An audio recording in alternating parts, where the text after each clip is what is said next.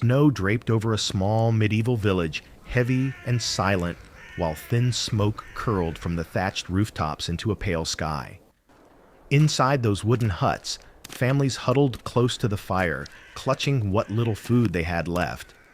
No electricity, no stoves, no markets.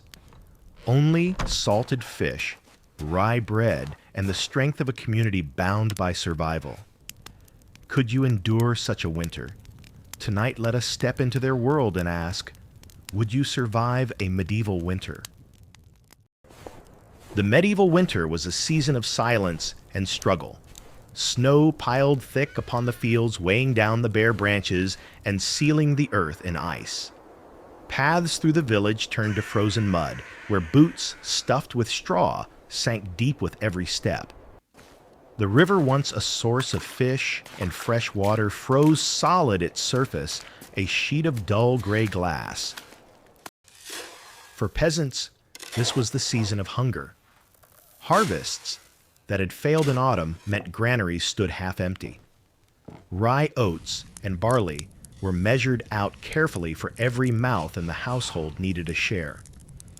In the dark woods beyond the fields, wolves prowled closer to the edge of the village, their howls echoing through the cold night. Farmers trudged home with muddy hems, shoulders bent, hoping their meager stores would last. Could you keep your family alive when the granary was almost empty, when each passing day meant tighter rations and colder nights?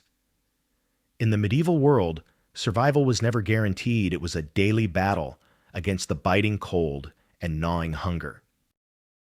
In the heart of a medieval winter, food was as precious as fire. For most peasants, the daily fare was painfully simple. Coarse rye bread, salted fish pulled from the summer catch, and barrels of pickled cabbage kept in cellars to fight off decay. These staples were not chosen for taste, but for survival. They lasted through the months when nothing grew, when the earth itself lay locked in frost. The nobility dined differently. In their stone halls, fresh meat might still appear on the table, venison from hunt's pork, from well-fed swine, or poultry from well-stocked coops. Spices imported at great cost colored their dishes. But for the farmer and his family, winter meals often meant thin porridge made from oats, or barley stretched with whatever vegetables had survived, storage, turnips, onions, or a handful of dried beans. At the center of many villages stood a communal oven, its heat a rare comfort. Women carried loaves of dough wrapped in cloth, waiting their turn to bake. The crackle of fire echoed against the stone, and as the bread browned, a faint sweetness drifted through the cold air. Around that oven, gossip was exchanged, prayers whispered, and the hardships of winter shared. The food was heavy, plain and unchanging, yet it sustained life through weeks of biting cold and empty fields. Imagine eating the same coarse bread and sour cabbage for months with only a salted herring to break the monotony. Would you survive weeks on nothing but rye bread and pickled cabbage? Shelter in the medieval winter was humble and smoky. Most peasants lived in single-room huts built from wattle and daub wooden frames packed with clay and straw. The thatched roof dripped with melted snow, and smoke from the hearth hung heavy beneath the rafters, staining the beams black. Windows were rare, and when present, they were covered not with glass, but with oiled cloth or wooden shutters that kept out little of the cold. Clothing was survival itself. Peasants layered coarse wool, patched and repatched, until the fabric was rough as bark. Cloaks lined with sheepskin offered the best defense against the chill, though only a few could afford such luxury. Shoes were often little more than leather soles stuffed with straw, changed often to keep dampness at bay. In winter, every layer mattered: woolen tunics, over-tunics, cloaks, and hoods, all piled to trap what little warmth the body produced. At night, Families pressed together on straw bedding laid across the floor, covered with whatever furs or skins they owned. Parents, children, and even animals sometimes shared the same space for warmth. Outside, the wind howled through the cracks in the walls, rattling the shutters, but inside the orange glow of the hearth was the fragile heart of survival. Picture such a night, the bitter draft sneaking under the door, the smoke stinging your eyes, and yet the comfort of your family gathered close around the fire. In the medieval winter, warmth was not just fire, it was togetherness. Winter did not bring rest from the demands of feudal life. Even as snow blanketed the fields, peasants were expected to pay their dues. Taxes were owed in many forms: measured sacks of grain from the harvest, a chicken or goose for the manor's kitchen, and for some, the few silver coins saved over the year. Hunger in the cottage was no excuse. The Lord's share always came first. Beyond these payments, peasants owed labor. This corvée service might mean hauling wood from the forest to warm the Lord's hall, mending roads that froze and cracked under cartwheels, or tending the noble's animals.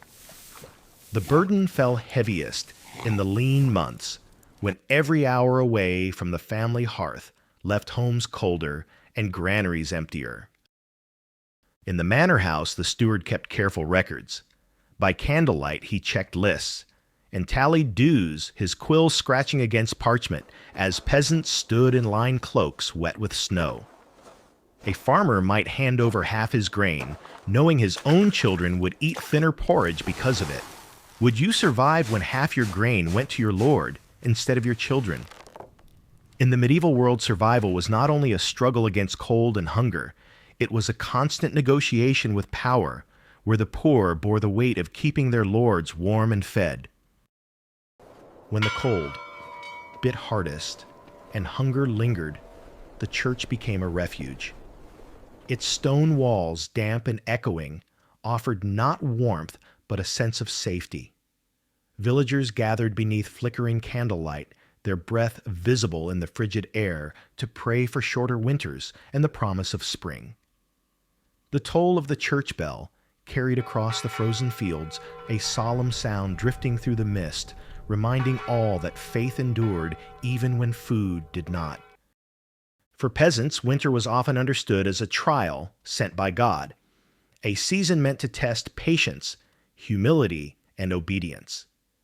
To endure was to prove worthy of his mercy. Priests preached resilience, urging their flock to see famine and frost as spiritual lessons. Yet fear was never far. Memories of the Black Death haunted the countryside, whispers of plague returning each winter when bodies were weakest. Disease spread quickly in crowded huts, and prayers were lifted desperately for protection. In the silence of a frozen night, the church was both comfort and warning. Its bells called the faithful to hope, even as they reminded them of how fragile life remained. The cold itself was cruel, but winter carried dangers far beyond frost. Hunger turned to famine when stores ran dry, and with famine came sickness.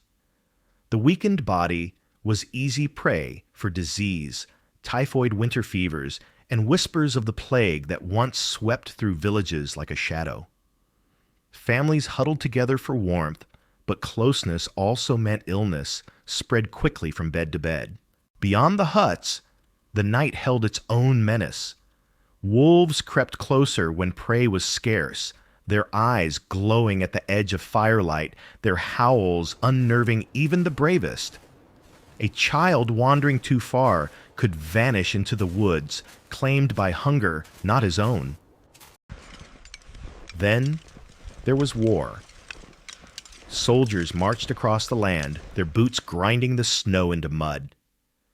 During the 100 Years' War, peasants were often forced to give food shelter, or even their sons to the armies. Villages could be stripped bare in a single night grain, stolen barns burned women, and children left to starve. Could you survive not just the winter, but war, famine, and plague at the same time? For many in the Middle Ages, the struggle was not only against nature, but against man himself. To survive a medieval winter was never the task of one person. It was the work of families, neighbors, and entire villages bound together against the cold. Would you endure the hunger, the cold, the taxes, and the fear? Today, we step into warm homes with heaters humming and markets filled year-round, yet our ancestors braved countless winters with little more than fire faith in each other. Perhaps the question is not if you would survive, but how much you would learn from their struggle and from the quiet strength that carried them through.